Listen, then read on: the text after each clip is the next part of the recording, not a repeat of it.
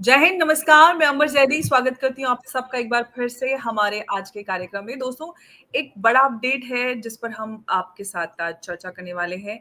Romania ने कहा है कि एक रशियन ड्रोन ने उनके एयर स्पेस को ब्रीच किया है। पोलैंड पहले ही 3 ड्रोन्स को शूट डाउन कर चुका है। ये नेटो का जो ईस्टर्न फ्लैंक है, उस पर रशिया की तरफ से डायरेक्ट प्रोवोकेशन माना जा रहा है।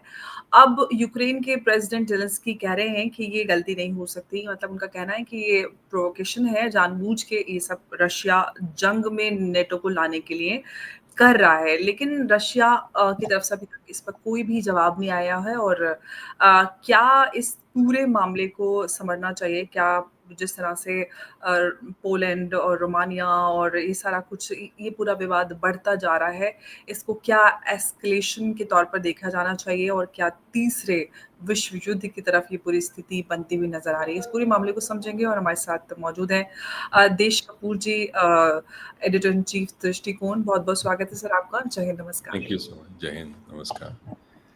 सर, हाँ जी, बोलिए। मैं सबसे पहले तो ये आपसे पूछना चाहूँगी कि रशिया की तरफ से ये और ये जो बार-बार है सामने जो रिपोर्ट्स आ रही हैं कि जो नेटो के ईस्टर्न फ्लैंक पर जो ड्रोन्स अभी पाए जाने की जो खबरें सामने आ रही हैं, क्या सर इसको किस तरह से देखा जाना चाहिए? क्या ये सिर्फ़ टेस्ट है या फिर एक कैलकुलेटेड हम इसको एस्केलेशन समझें? आप किस तरह से आप इसको देख रहे हैं?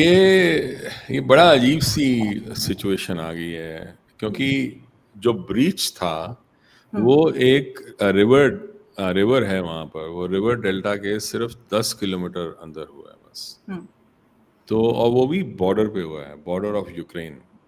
तो अगर देखा जाए, this can actually be just a navigational issue like as well. मतलब इंस्टेड ऑफ उसको ये देखना कि अरे ये तो बहुत बड़ा वो एस्केलेशन कर दी, उन्होंने अटैक कर दिया है। पर बात ये है कि जिस तरह की स्टेटमेंट्स आई है ना, अगर रॉयटर्स में अगर देखो जिस तरह की रिपोर्टिंग हो रही है, हुँ, वहाँ तो ऐसे दिखा रहे हैं कि ये नेटो एयर स्पेस वो ना एक तरह का वो है। अगर देखो, लाइक मैं इसको कहूँगा military escalation markers in the communication, right. अगर आप यूज़ करो कि हमने जेट्स को स्क्रैम्बल किया, we are telling people to take cover, जैसे वो बहुत तगड़ा अटैक हो रहा है वहाँ पर ड्रोन का, या we are saying it is a breach of NATO air space, then it looks like a military language के बॉस ये कुछ हो रहा है। क्योंकि मेरे ना दिमाग में ये आ रहा है बार बार कि जब कोल्ड वॉर थी तब भी तो ऐसे ब्रीच होते थे और बहुत नॉर्मल होते थे, बहुत ज़्यादा होते थे। तब the way this those things were handled is they had a hotline, they would call USSR up and से कि भाई क्या चल रहा है ये, let's talk it out and finish it of. Because missiles और न्यूक्स तो दोनों तरफ हैं। आप आप तो म्यूचुअली एश्योर्ड डिस्ट्रक्शन करने जा रहे हो। कौन करेगा ऐसा और क्यों करेगा? क्योंकि अगर आप देखो ना, मैं जो न्यूज़लेटर लिखता हूँ हर हर वीकेंड, हर संडे को, जो पिछले संडे को मैंने लिखा था, मैंने यही देखा था कि क्या आपको पता है कि फ्रांस की मिनिस्ट्री ऑफ हेल्थ ने अपने हॉस्पिटल्स को एक डायरेक्टिव भेजा है कि अगले साल by April of 2026 they yes sir, should be उसका मैंने ready for a प्रोग्राम भी major, किया था उस दिन। yeah, for a major escalation of war. Yes. And escalation of war जिसमें 50,000 कैजुअलिटीज होंगी, वो एक चीज़ है। दूसरी तरफ और उन्होंने बुकलेट्स निकाली हैं कि वॉर जब होगी तो क्या होगा। वो दूसरी तरफ अगर देखो तो स्वीडन और डेनमार्क और बाकी कंट्रीज में भी ये चल रहा है। फिनलैंड में भी निकाली हैं ऐसी बुकलेट्स कि war is coming, that kind of thing. और डेनमार्क की जो प्राइम मिनिस्टर है वो अपनी मिलिट्री को कह रही है कि we should start buying the weapons. And अगर आपको बेस्ट नहीं मिलता, मतलब उस एरिया में अगर बेस्ट वेपन नहीं मिलता कहीं से दुनिया में, तो आप सेकंड बेस्ट वहाँ से उठा लो। क्योंकि हमारे पास टाइम नहीं है। टाइम किस चीज़ के लिए नहीं है आपके पास? क्या होने जा रहा है जिसके लिए टाइम नहीं है आपके पास? देखो, जहाँ तक रशिया का सवाल है, रशिया, जो पुतिन की लाख बुराइयां हों, पर वो बेवकूफ़ नहीं है। वो सुसाइडल भी नहीं है। तो ये नहीं कोशिश करेंगे मैं यहाँ यूक्रेन में लड़ रहा हूँ, यहाँ तो लड़ाई हो ही रही है, चलो मैं ज़रा वो फ्रांस को भी वहाँ भी आके मार देता हूँ और मैं रोमानिया में मार दूँगा, पोलैंड में भी मार दूँगा ताकि सारे आके मेरे ऊपर टूट पड़े। वो कोई ऐसा बेवकूफ़ थोड़ी है। द थिंग इज़ कि इट ऑलमोस्ट सीम्स लाइक कि ये लोग एस्केलेट करने की पूरी कोशिश में हैं। जो ये पूरा जो नैरेटिव है वॉर का, ताकि अ, और ये ऑलमोस्ट श्योर हैं कि अगले साल जैसे शुरू होगा अप्रैल के आसपास तक ये वॉर इनकी सेट हो जाएगी। और दे आर सेइंग 2026 से 2027 ये जो आप दिखा रहे हैं ईस्टर्न सेंट्री, जी। Hmm. This is almost like invoking article 4 कि अगर हुँ। एक नेटो के जो कंट्री है, एक नेटो की स्टेट को अगर कुछ, अगर रशिया या सर, मैं यूएसएस, आपसे यही पूछने वाली थी, यही सवाल जिस पे आप आ रहे हैं, मैं यही पूछने वाली थी कि रोमानिया और पोलैंड जो है दोनों नेटो के मेंबर्स हैं।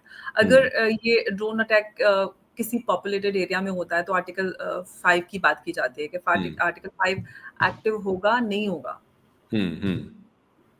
तो ये होगा, तभी तो ये बात हो रही है इसकी, जो ऑपरेशन ईस्टर्न सेंट्री है। जी। तो ये सैड थिंग ये है कि लाइक इस समय रशिया वैसा नहीं है जिस तरह से यूएसएसआर को इन्होंने छोड़ा था। इनको अभी भी उस ख्याल में है कि अभी भी रशिया वो यूएसएसआर के टाइम से ज़्यादा आगे निकला नहीं है, राइट? उन्होंने जैसे यूएसएसआर को पूरा बर्बाद कर दिया था, ख़त्म हो गया था, टूट गया था, उसके सारे जो न्यूक्स थे वो उठा लिए गए थे, उसकी बाकी चीज़ें लाइक वहाँ से निकाल दी थी। पर ये इनको ख्याल करना चाहिए कि जो रशिया है ना, उसकी इकॉनमी में ज़मीन आसमान का फ़र्क आया डिस्पाइट ऑल द सैंक्शंस। सी अगर आप उनका पर कैपिटा जीडीपी देखो ना, 1995 में पता कितना था? 1300। आज पता कितना है? 14,000। इंडिया का जीडीपी 3,000 तक भी नहीं है, उनका 14,000 हो गया है, despite all the sanctions and everything. This is the power of what Putin has done despite everything that they have tried. तो एब्सोल्युटली। अगर उसने इकोनॉमी को इतना अच्छा किया है, पर उसने पीछे से ये भी तो किया है कि he has also worked on all the military and the other जो एम्यूनिशन वगैरह जो है उसका, उसकी जो मिसाइल्स हैं ओरेशनिक और वो सेटन 2 जिसको बोलते हैं, दे आर डेवस्टेटिंग। उनके पास यूरोप के पास और यूएस के पास उसका जवाब नहीं है। That is the reality.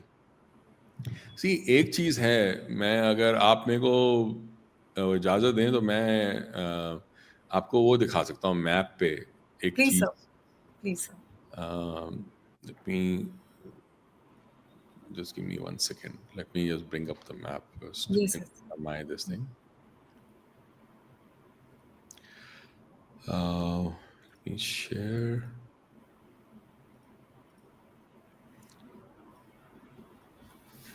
आप मेरे को बता देना आपको दिखाई दे रहा है मैप, मेरा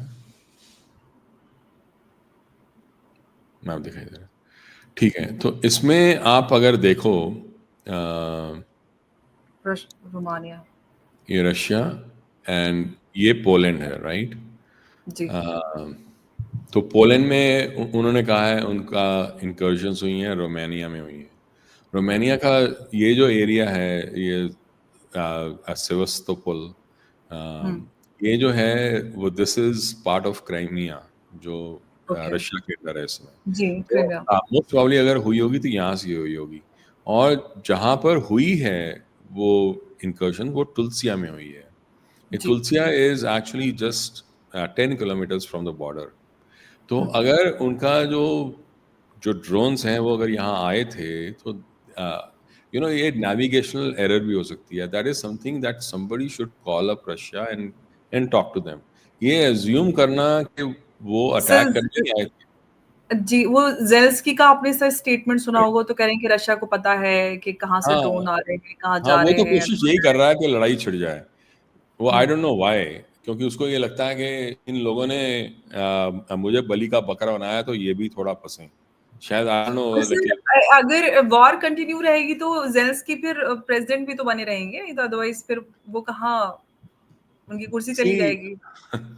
वो कौन था उसका अफगानिस्तान का जो प्रेसिडेंट था, हामिद कारजाई। जी। तो उसने क्या क्या कमाया जब अफगानिस्तान लड़ाई में था? अफगानिस्तान तो पूरा बर्बाद हो गया ना, अफगानी लोग पूरे बर्बाद हो गए, उनके पास कुछ बचा ही नहीं। ईरानियन जो लोग हैं वो नहीं बचेंगे, क्योंकि देख वो पूरा खत्म हो जाएगा। मैंने 2022 में मैंने लिखा था अपने ब्लॉग पे, अपने वो न्यूज़लेटर में, मार्च 2022 में, कि Ukraine will become the next Afghanistan. That's what this guy is trying to do. That's a sad part, right? तो वो एक तो वो हो गया, जो मैं दिखा रहा हूँ ये रोमानिया का। एक और मैं चीज़ दिखाना चाहता हूँ जो बहुत सारे लोग नहीं समझते। अगर यूरोप को अगर देखो, ये पोलैंड है, राइट? पोलैंड, ये पोलैंड है, and this is Belarus, and this Lithuania, and this is Ukraine. Russia यहाँ पर है। अब पोलैंड का रशिया के साथ कोई डायरेक्ट कनेक्शन नहीं है। द ओनली थिंग इज कि Belarus is actually ally to Russia. वो हुँ, रशिया का एलाई है, और बड़ा स्ट्रॉन्ग एलाई है, और इट इज ऑलमोस्ट लाइक उसका पार्ट ही मान लो। तो इसीलिए यहाँ से आना आसान रहता है। बट बहुत सारे लोग नहीं जानते, ये कलिनिनग्राड जो है ना, ये कलिनिनग्राड जो जगह है, this is actually Russian territory. This is Russian territory with in Europe itself, hmm, not connected to Russia directly. यहाँ एक जगह है सोवाल्की, इसको कहते हैं सोवाल्की कॉरिडोर। ये जो हुँ, सोवाल्की कॉरिडोर है ना, ये बेलारूस और कलिनिनग्राड के बीच में है, और ये रशिया के पास नहीं है। अगर ये सोवाल्की कॉरिडोर अगर रशिया ले लेता है, जिसकी उनको बहुत ज़्यादा वो अंदेशा है, उनको घबराहट रहती है कि अगर सोवाल्की कॉरिडोर इसने कट ऑफ कर दिया पुतिन ने, तो then this whole Baltic states जो है ना, ये Latvia, Estonia, Lithuania, they will be cut off from the rest of rest of Europe. So and Kaliningrad जो है, इसमें उनके मिलिट्री एयर बेसिस हैं, military bases हैं. So they have missile batteries here. So missiles उनके तैनात हैं वहाँ पर. It will take just a few minutes to hit Germany, to hit Netherlands, and to hit United Kingdom from Kaliningrad. It's not that far. तो अगर, और इसी बात से वो सबसे ज़्यादा डरे हुए हैं। और तीसरा एरिया जहाँ पर ये नेटो का ज़्यादा चल रहा है, वो है Finland. Finland is the only country which has a border of 1300 kilometres. ये जो है ना पूरा बॉर्डर, ये रशिया के साथ है इसका। और फिनलैंड हमेशा न्यूट्रल रहा था during cold war. It was not on the side of NATO, not on the side of USSR, it was neutral. ये नेटो जो स्टेट बना है, ये 2023 में बना है। अब जो उनको सबसे ज़्यादा डर है वो इस बात का है कि जो रशिया को, और जो लड़ाई है, कि ये जो एरिया है ना, this this cross over, this has a hmm, direct access to the entire Arctic access of Russia. That is why Finland is so important. और फिनलैंड की भी यही जद्दोजहद चल रही है कि वहां भी लड़ाई हो सकती है अब। तो ये 3 एरियाज हैं। एक तो आपने रोमानिया अभी किया। Romania is can be used as वो स्टेपिंग स्टोन की तरह, जो वो कह रहा है ना जेलेंस्की के, ये तो एक नेटो एयर स्पेस का ब्रीच है, ये गलती हुँ। नहीं हुई। हालांकि गलती भी हो सकती है। दूसरा सब पोलैंड। पहले वो प्रेज़िडेंट ट्रम्प तो बोल रहे हैं कि मिस्टेक हो सकती है, गलती हो सकती है। रोमानिया और पोलैंड और ज़ेलेंस्की कह रहे हैं कि नहीं, ये डेलिब्रेट है, जानबूझ के किया वो गया है। तो जानबूझ के किसको यही चाहते हैं किसको ना। किसको माने सर?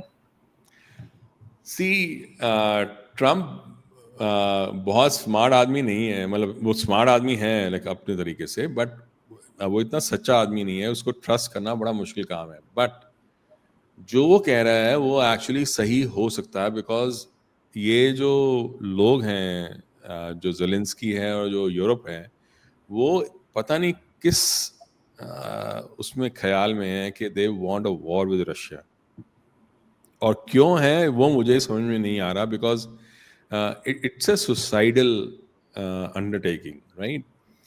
देखो, जब ये लोग इराक पे जब इन्होंने लड़ाई की, ये ऐसे ट्रीट कर रहे हैं रशिया को जैसे वो इराक है, और पुतिन जैसे वो सद्दाम हुसैन है, कि आप गए, आपने मारा और सब खत्म हो गया। अब जब इराक पे इन्होंने कहा उसके पास WMDs हैं, like weapons of mass destruction, तो पता नहीं था हैं या नहीं हैं।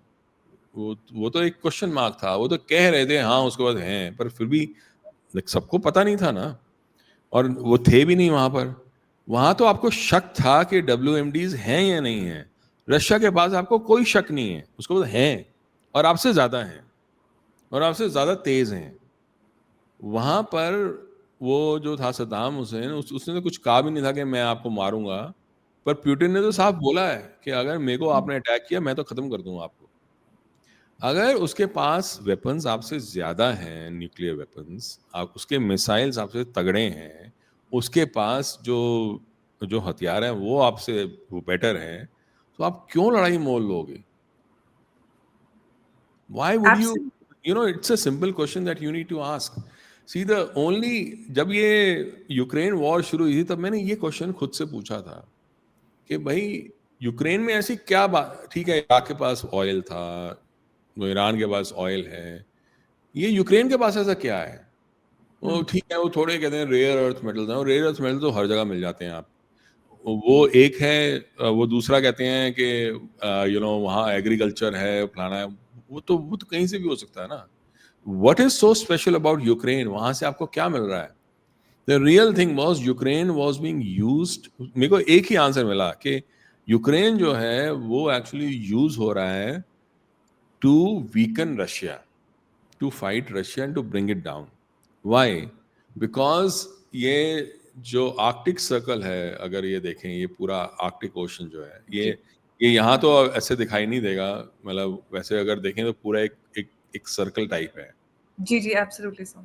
राइट? वो जो सर्कल है ना, उसमें रशिया की मेन वो है बेसिस, मिलिट्री बेसिस हैं, और रशिया 53% ओन करता है, पूरे 55% के आसपास ओन करता है पूरे आर्कटिक सर्कल को।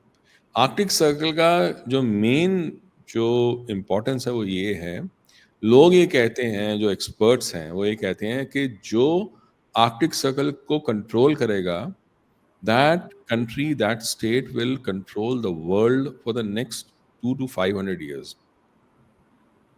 Why? Because 1/3 of all the oil and gas on this planet is there. And अब देखो, यहाँ से जब जाती हैं शिप्स वगैरह, तो यहाँ वो जगह इतनी है नहीं, तो ये स्ट्रेट ऑफ मलक्का से जाती हैं, यहाँ से कोई नहीं जाती शिप। तो ये पूरा इंडियन ओशन में जगह जगह चोक पॉइंट्स हैं। यहाँ आप जाओ ऊपर से आराम से, वो पूरा यूरोप से एशिया, एशिया से यूरोप, टू नॉर्थ अमेरिका आराम से जा सकते हो, उसमें कुछ है नहीं खास। You will actually decrease the entire trade route by 30 to 40%। So आगे आने वाला जो समय है उसका ट्रेड रूट्स जो है वो आर्कटिक ओशन से जाएंगे, यहाँ से नहीं जाएंगे। जो उसको कंट्रोल करेगा, पूरे वर्ल्ड की ट्रेड को कंट्रोल करेगा। आप समझ रहे हैं? और इस समय आर्कटिक ओशन पूरा फ्रोजन है, राइट? बट वहां पर जो रशिया है उसने आइस ब्रेकिंग शिप्स जो हैं वो यूज करके वो 12 महीने यूज करता है, और रशिया के पास 40 से ज्यादा आइस ब्रेकिंग शिप्स हैं। अगर ये सारी कंट्रीज को मिला लेना, अगर हम Finland, Sweden, Greenland, Canada, US, Iceland, इन सबको मिला लें, इन सब की जो आइस ब्रेकिंग शिप्स हैं वो 12 से ज्यादा नहीं है। तो अगर तो प्यूटिन ने यहाँ रखा रशिया को अपने कंट्रोल में, there is no way these guys can do anything with in the Arctic ocean. तो जब ये जब वो कहती है ना डेनमार्क की प्राइम मिनिस्टर के हमारे पास टाइम नहीं है, मैं सोच रहा किस बात का टाइम नहीं है? ऐसा क्या हो रहा है जो आपके पास टाइम ही नहीं है? मतलब क्या होने जा रहा है कि आपको लग रहा है कि ओहो ये हो जाएगा और हमारे पास तो वेपन्स ही नहीं है लड़ने के लिए? तो मेरे को ये लगता है कि the window of opportunity on control of Arctic is actually closing. और क्योंकि वो क्लोज हो रही है, इसी वजह से they want to actually weaken Russia so much so that they can take control over the Arctic. In fact, अभी पीछे की बात है, कुछ महीने पहले एक सीक्रेट डॉक्यूमेंट पकड़ा गया था, मतलब वो बाहर आया था। कोई एक बंदा रशिया चला गया था जो चाइना का था, उसने ये वो डॉक्यूमेंट उससे मिला था कि how China is also planning कि अगर तो ये रशिया हार जाती है यूक्रेन वॉर और पुतिन को निकल जाना पड़ता है, तो कैसे चाइना भी कार्व आउट करेगा अपना of area course with in Russia. Arctic region में।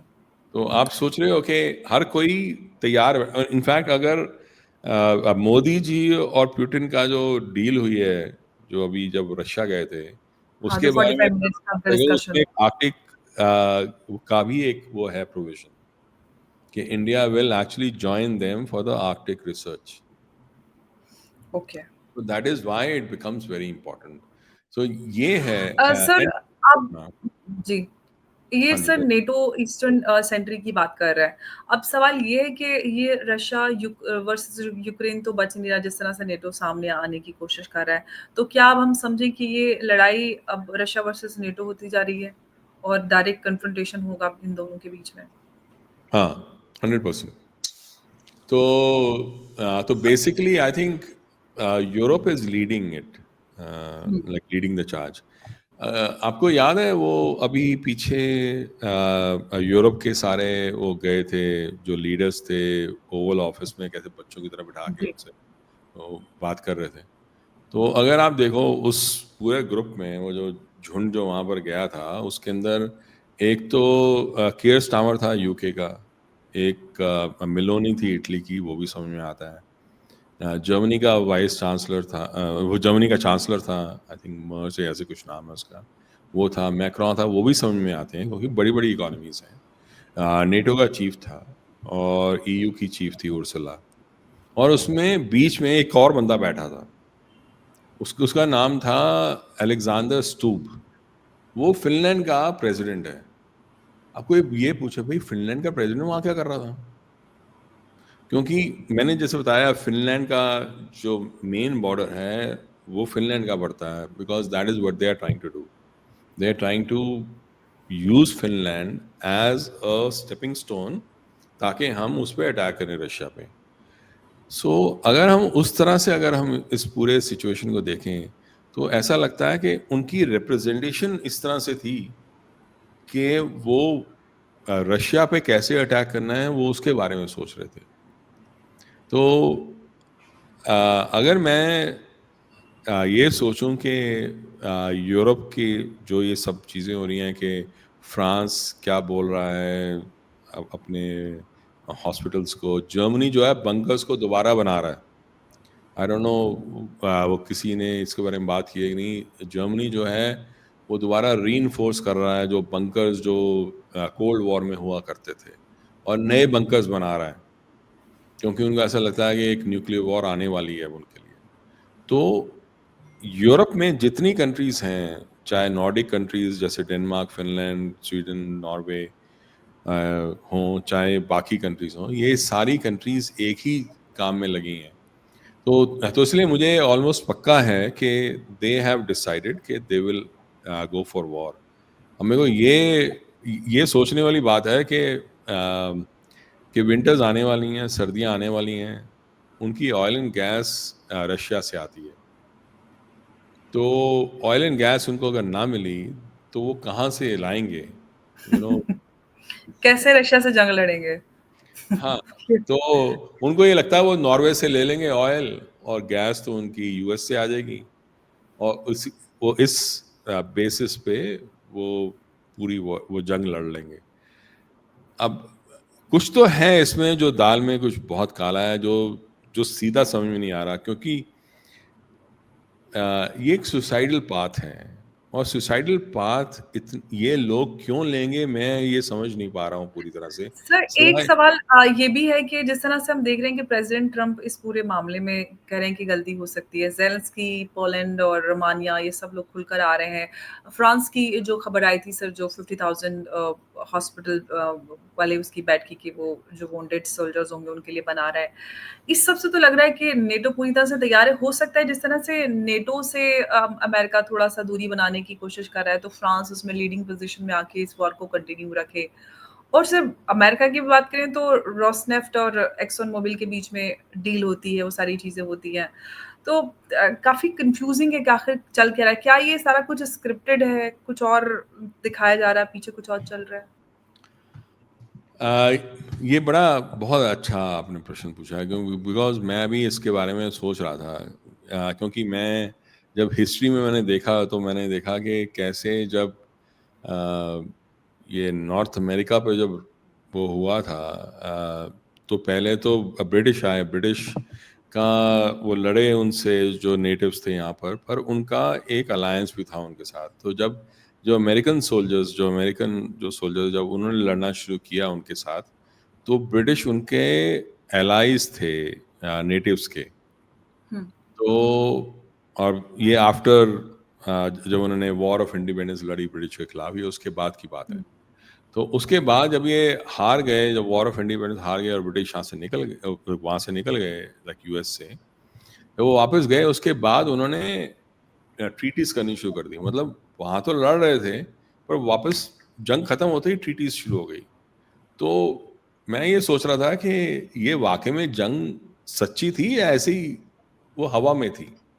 The thing is that these European powers और the Caucasian powers, चाहे ऑस्ट्रेलिया हो, चाहे न्यूजीलैंड हो, चाहे यूएस हो, कनाडा हो, and the Europeans, they have, especially Anglo-Saxons, they have a habit of अगर जब तक वॉर हो रही है तब तक हो रही है। जैसे वर्ल्ड वॉर टू का था, वर्ल्ड वॉर टू से पहले इतनी आपस में दुश्मनियां थी, इतनी लड़ाई थी, इतना कुछ था, सडनली खत्म हुआ तो आपस में उन्होंने ट्रीटी वगैरह कर ली फटाफट। ऐसे कभी इंडिया पाकिस्तान में हो सकता है क्या? तो वो एक डिफरेंट मेंटालिटी से काम करते हैं। तो अगर उस तरह से देखें तो बेसलाइन उनको पता है कि हम एक साथ हैं, बट इस चीज में हमें वो दोनों के अपने अपने इंटरेस्ट हैं, वो अपने हिसाब से काम करते हैं। ट्रम्प जो है उसका इंटरेस्ट क्या है, वो एक बहुत अलग एक डिबेट है, यूएस का जो नेशनल इंटरेस्ट है वो ट्रम्प के खुद के इंटरेस्ट से मिलता है कि नहीं मिलता, वो भी एक एक अलग क्वेश्चन है, एग्ज़ैक्टली। राइट। ऊपर से जो यूरोप है वो एक डिफरेंट राह पे चल रहा है। वो वो जैसे मैंने बताया कि वो एक इस तरीके से बिहेव कर रहा है कि जैसे आगे आने वाला कोई वॉर जो है उसको कोई प्रॉब्लम करेगा नहीं, और वो उतना उत्तेजना के साथ उसकी तरफ जा रहा है, जैसे देख वहाँ कोई खतरा ही नहीं है, जैसे that is the only way out. Because मैंने न्यूज़लेटर में यही सोचा, मैंने कहा it is highly irresponsible when you can actually meet that person and talk to that person, उसको आप एक विलन की तरह बता रहे हैं। आपने पुतिन को इतनी गालियां दी हैं, उसको आपने विलन बना दिया है। आपने ये तक कह दिया कि उससे बात करना हमारे लिए बिट्रेयल है। आपने आपने यही दिखाया ना सबको। पूरे यूरोप में जो जनता है वो ये समझती है कि अगर आपने पुतिन से हाथ भी मिला लिया तो हमारे लिए बिट्रेयल है वो। इनफैक्ट सर यूरोप में इंडिया को लेके भी इसी तरह का हाँ, एक वो बना हुआ है ओपिनियन। करेक्ट। वो तो सैंक्शन लगा रहे थे इसी वजह से। अब आप अगर बात नहीं करेंगे तो क्या करेंगे? आप लड़ाई करना चाहते हैं और लाइक उसके साथ जो आपको खत्म कर देगा। आपके पास इतना इस नेटो में भी तो प्रॉब्लम यही है ना। नेटो के पास जो कंट्रीज हैं उसके पास आर्म्स कहाँ हैं? उन्होंने मिलिट्री के ऊपर वो किया ही नहीं, इन्वेस्ट 2% भी इन्वेस्ट नहीं किया उन्होंने। तो इसी बात पे तो वो ट्रम्प कलपता रहा है इतने एग्जैक्टली, उन्होंने कहा है कि भाई पैसा बढ़ाओ, कि खर्च करो। वो बढ़ाओ अपनी इन्वेस्टमेंट इसमें। आपने 2% भी लगाया। ज्यादातर कंट्रीज 1.5% लगा के बैठी हुई हैं। वो भी 1.5 इज वेरी वेरी हाई, वो भी नहीं लगाया इन्होंने। तो the only countries who have any decent amount of ammunition is UK, France, like Italy and Denmark. Sorry, Germany. You know वो किसी एक खास लेवल पे वो कह सकते हैं कि हाँ वर्ल्ड क्लास उनके पास कुछ है, पर वो भी फ्रांस का अगर हम देखें सिवाय कुछ वो सबमरीन्स के और रफेल के, लाइक इट डजंट, वो क्या देते हैं, लाइक एक्सपोर्ट भी करते हैं तो क्या करते हैं, राइट? तो उस तरह से अगर मैं देखूं तो it's a very strange situation. उनके पास वेपन्स है नहीं, वेपन्स उन्होंने बढ़ाने हैं, लड़ाई वो पहले से मोल लेकर हैं, ऑयल एंड गैस उनके पास है नहीं, वो पता नहीं किस बात पे उन्होंने लड़ाई ली है आगे वो रशिया के साथ। ये वो आगे आने वाला टाइम बताएगा कि कि why they are going on the path they are going, because it does not make much of sense. और उसके बाद उन्होंने चाइना को भी वहां डाल दिया है, चाइना को भी रशिया के टेरिटरी में डाल दिया। अब ये सारे सैंक्शंस लगा के उन्होंने इंडिया को भी वहां डाल दिया। अब उनके पास, मतलब मैंने एक एनालिसिस किया था जब ऑपरेशन सिंदूर अभी शुरू हुआ था, शायद तब की बात है। जी। मैंने ये एनालिसिस किया था कि अगर चाइना एक ज़माने में क्या था और आज क्या है, उसमें बहुत फ़र्क है। बिकॉज हर फील्ड में, हर साइंस की और टेक्नोलॉजी की फील्ड में चाइना या तो यूएस के बराबर है या यूएस से बेटर है। एब्सोल्युटली एआई में सर। ले लो, क्वांटम कंप्यूटिंग में ले लो, आप वेपनरी में ले लो, मिसाइल्स में ले लो, सबमरीन्स में ले लो, किसी चीज में ले लो आप। तो अगर चाइना और यूएस आपस में एडवर्सरी बनते हैं तो उसके बीच में बचाने वाला उनके पास कुछ है नहीं। ईयू के पास तो दम नहीं है, ईयू तो खुद चाइना की उस पे वो पल रहा है।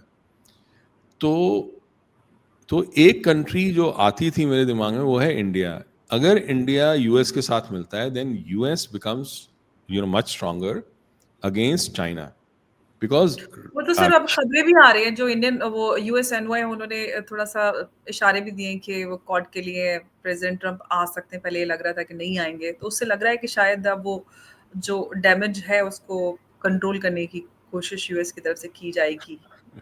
सी या तो वो देर होगी। वो मैं उसके बारे में एक बात बोलना चाहता हूँ कि यहाँ पर बड़ा वो एनालिसिस आता है और बड़ी डिबेट होती है, डिस्कशंस होती हैं कि इंडिया जो है चाइना के साथ जाके हाथ उसने कैसे मिलाया।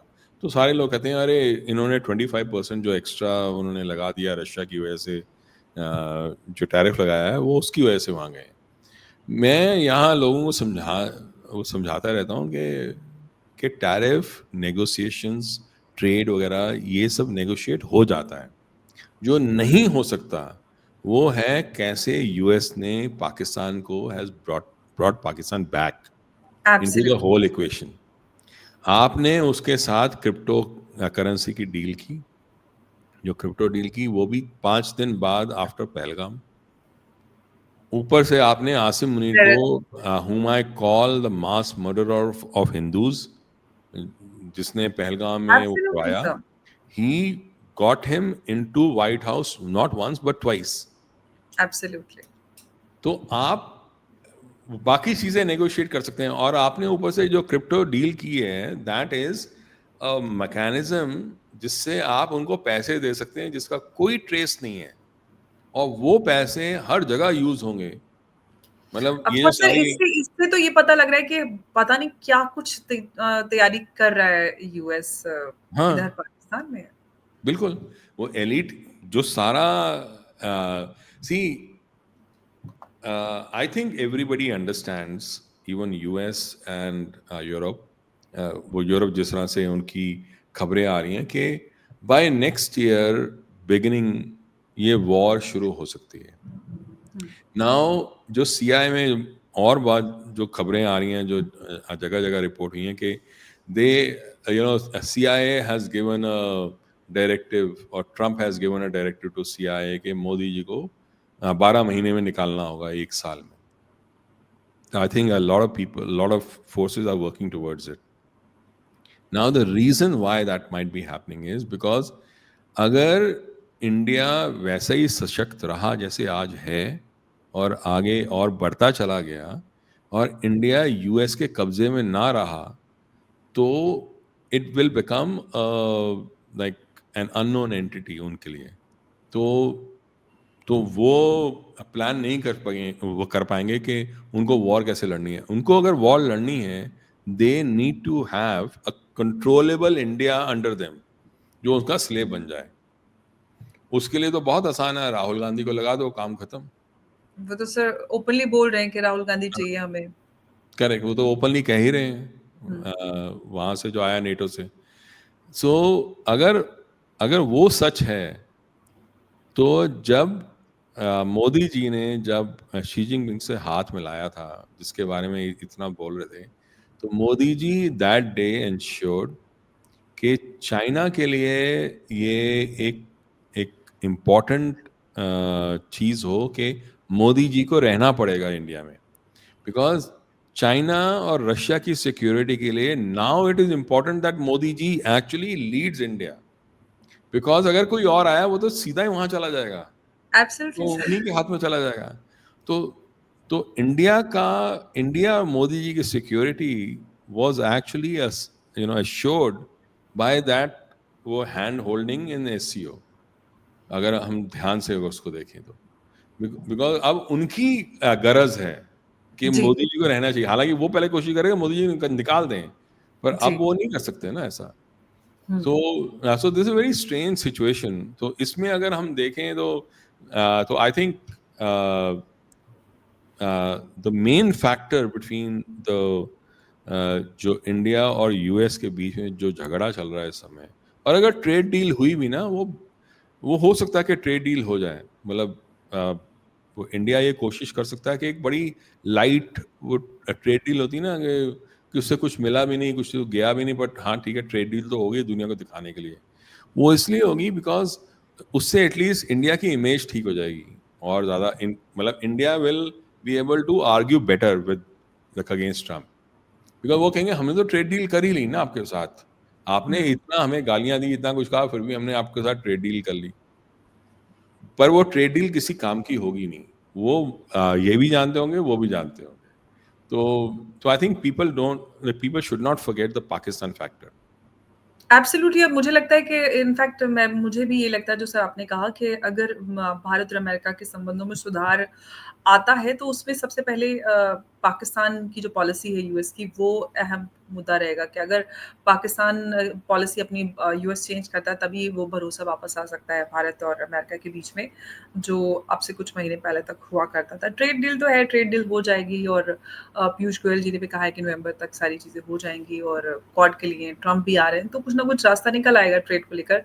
लेकिन पाकिस्तान पॉलिसी अमेरिका को बदलनी होगी, तभी शायद एक भरोसा अमेरिका और भारत के बीच में आ सकता है।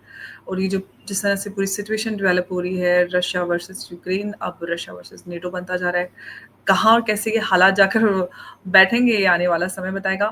सर बहुत-बहुत आपका धन्यवाद हमारे साथ इस चर्चा में जुड़ने के लिए। आपने बहुत डिटेल्ड इस पूरी सिचुएशन पे जानकारी दी, उसके लिए आपका एक बार फिर से धन्यवाद। नमस्कार, जय हिंद, जय भारत। जय भारत।